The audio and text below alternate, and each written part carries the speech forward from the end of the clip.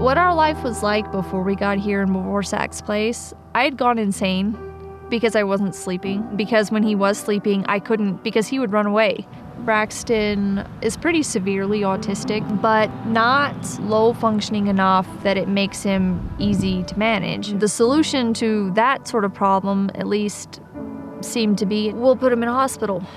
Braxton was having it pretty rough as far as having people willing to even be around him. And it wasn't because Braxton's aggressive, it's because they weren't being trained with what autistic behaviors are, and they were misreading him. And it was very frustrating. Before Zach's place, I couldn't work.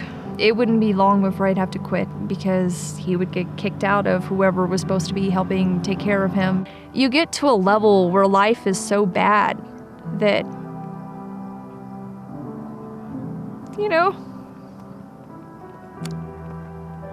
and not only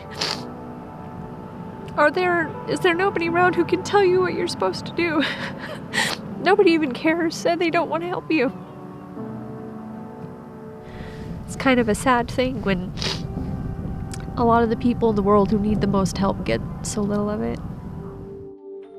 Zach's Place is a program of Special Kids, Special Families, a nonprofit in the Pikes Peak region of Colorado Springs. The youth that we serve here at Zach's Place have wide ranges of needs and abilities.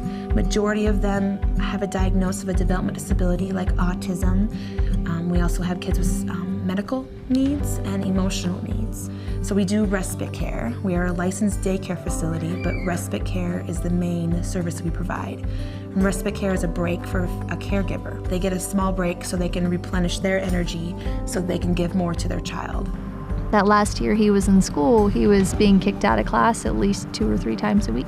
I had to explain all that to his teacher when he got here because at this point he wouldn't cooperate in class at all. And she told me about Zach's Place and how great they were and how nobody was going to call me and kick him out for being autistic.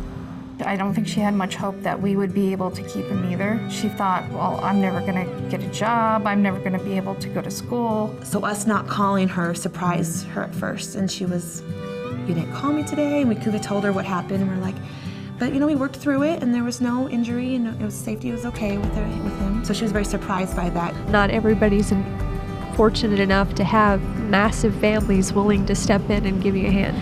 That's sort of what Zach's Place became to us, is that family that would step in and give you a hand when things were just bad. A lot of the families that we serve here at Zach's Place don't have another source of a caregiver. Maybe their family doesn't live here, or maybe their family is not able to care for their child's needs. So we are sometimes the second emergency contact for some of the schools too. Oh, you got me.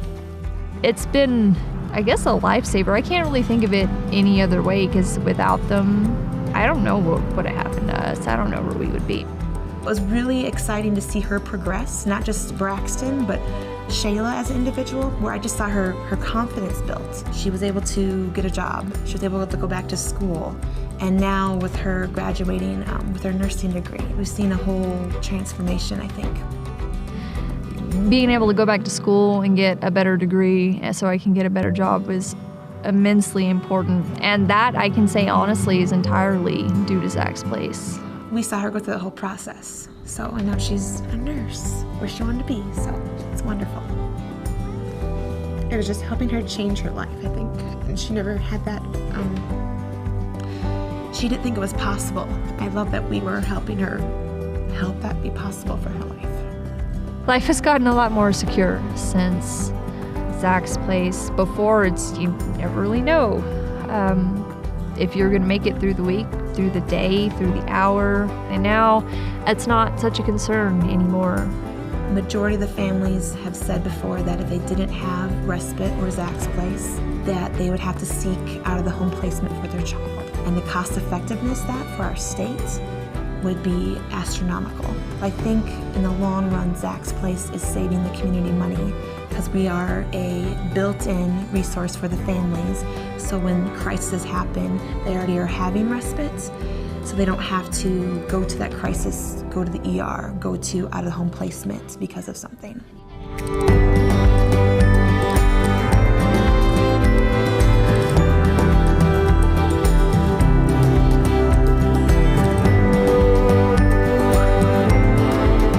I was just hoping for a better school. That was all. Ended up being a lot better than that.